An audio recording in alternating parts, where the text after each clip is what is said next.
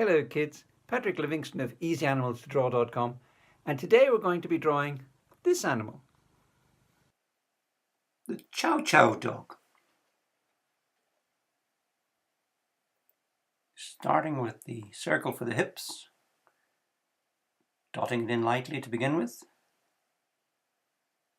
and then once we have the shape looking quite circle-like, it can be drawn in with more confidence. Not a perfect circle, but it doesn't have to be.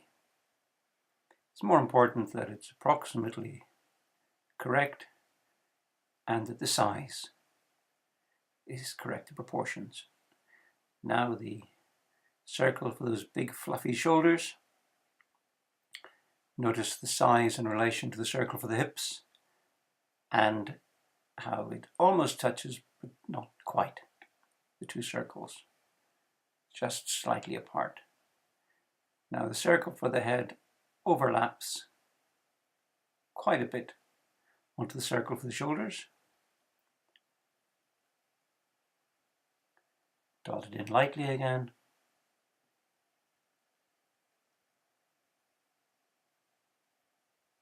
That's a reasonable circle. Now two triangles for the ears.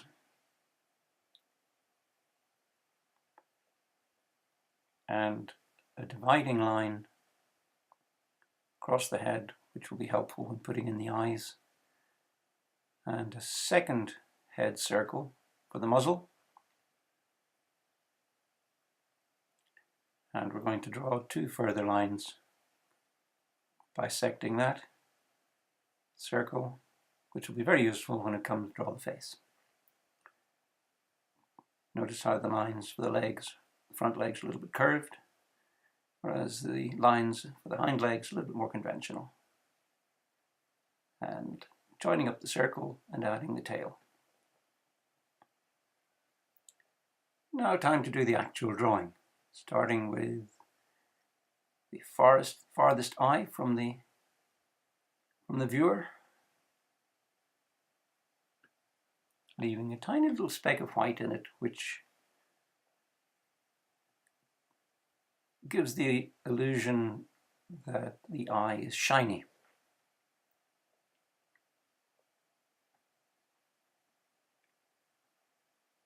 This gives life to the eyes.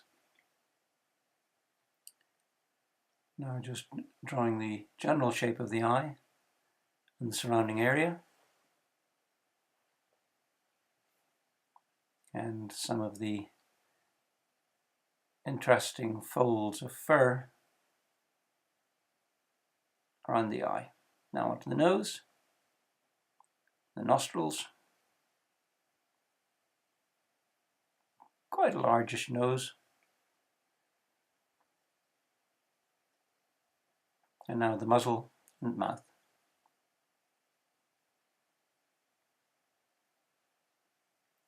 By drawing them a little bit of a jagged line, we give the illusion of fur.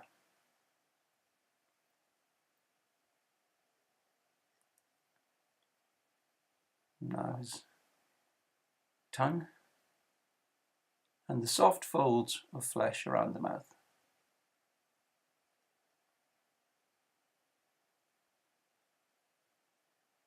Sometimes I make mistakes and have to correct them. It's perfectly normal. Don't be afraid to stop and correct your drawing if at any time you think it's moving away from where it should be.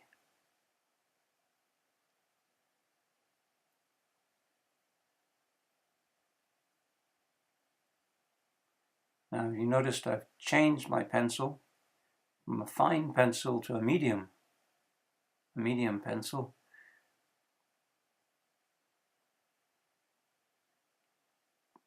Because of the nature of the fur, the texture of the fur, I think it's going to be easier to portray it with a slightly thicker pencil.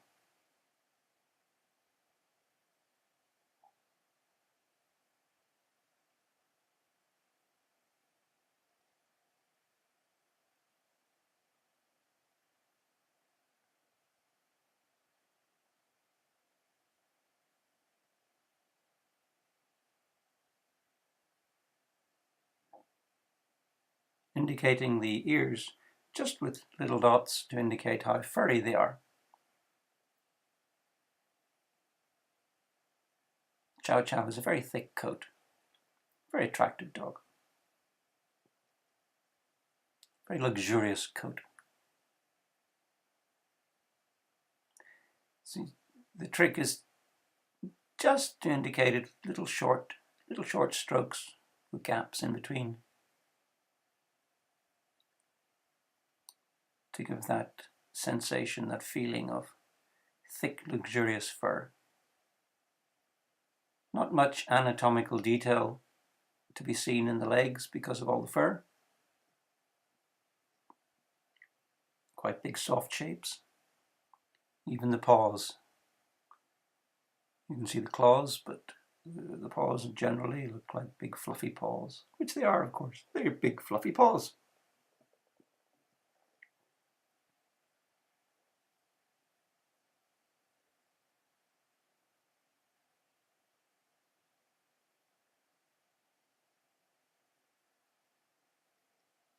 A shaggy belly. And the very heavily disguised legs, enveloped in fur. Little indication for the claws.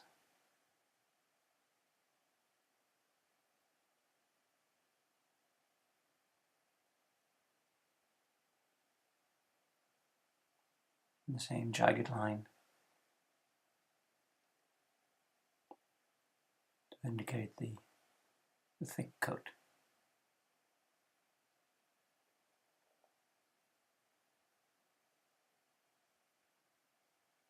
Big fluffy tail curled back over the back.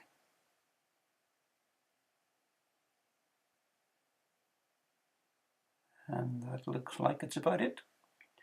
My favourite bit, taking away the drawing guide. And the dog appears much more natural as soon as that's gone. But of course, as usual, I will inevitably be rubbing out some of my drawing, no matter how careful I am, and we'll have to go back in and restate that.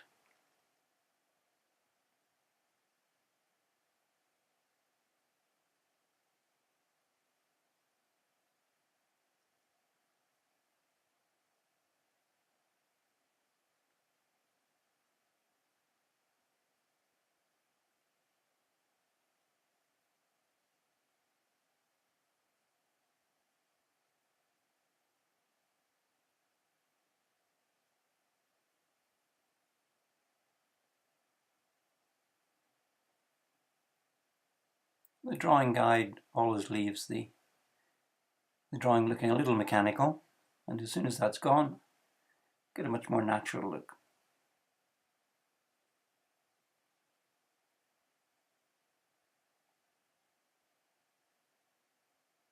But it's very important, of course, to have the drawing guide in the first place.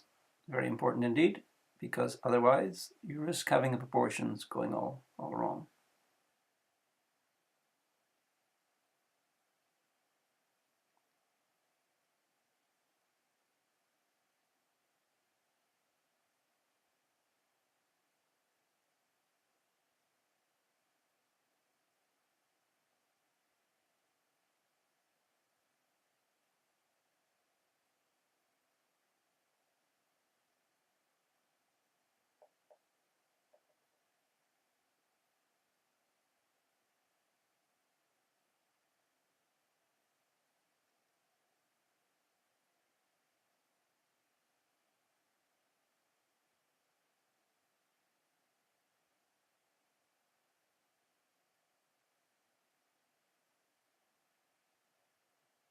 Once the drawing guide's gone, it's easier to see if there are minor things that need to be corrected. Sometimes you want to emphasize one part of the drawing more than another.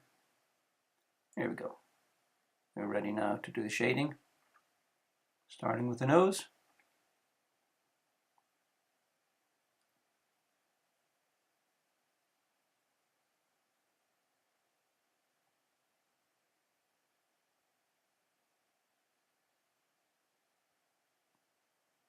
Dogs have often got a darker area below the nose, between the nose and the front of the mouth, even if they're otherwise pale in colour.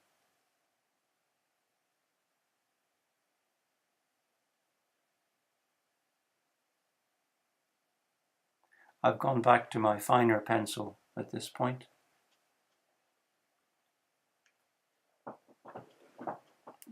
0.7 millimeters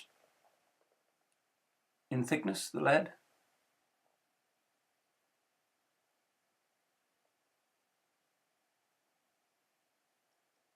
I'm not sure what that is in imperial size.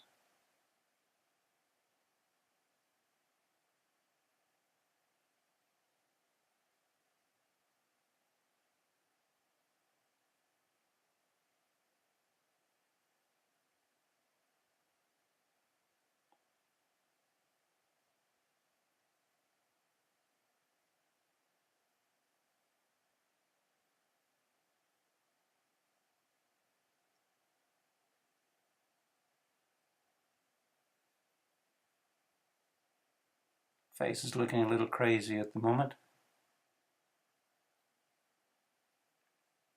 I think I'm going to have to restate the farthest eye. Well, it may be hidden a little bit by the fur, but yeah, it's a little better now. Softening it up with a little bit of pale shading is harmonizing it, pulling it all together, making it look a little bit more natural and realistic. Restating the eye and the second eye. That's not looking too bad now.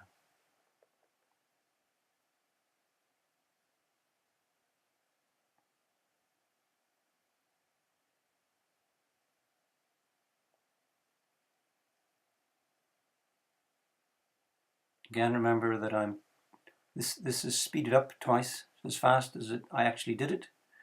And don't forget to pause the video at any time when you're drawing.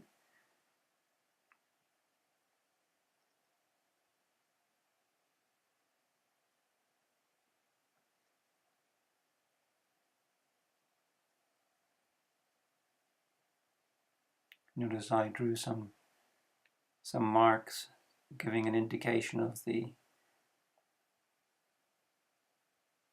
area around the head, that the fur has a little bit of a directional, some lines radiating from the center to give a feeling of the fur growing outwards.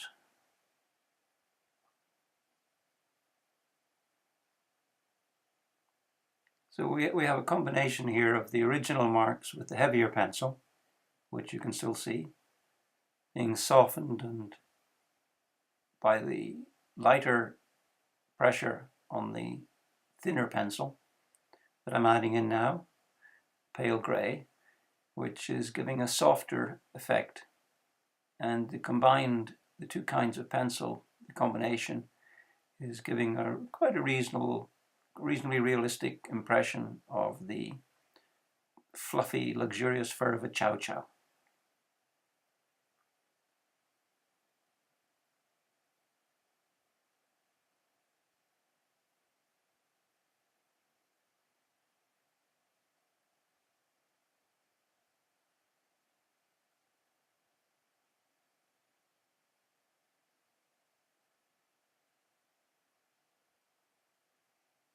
I'm holding the pencil very lightly for this.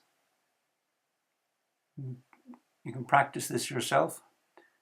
If you hold the pencil very, very lightly, you'll be able to have a consistently pale stroke with your pencil. Hold it almost like it's going to fall out of your fingers when you want that very pale, very light stroke. It's all a matter of practice.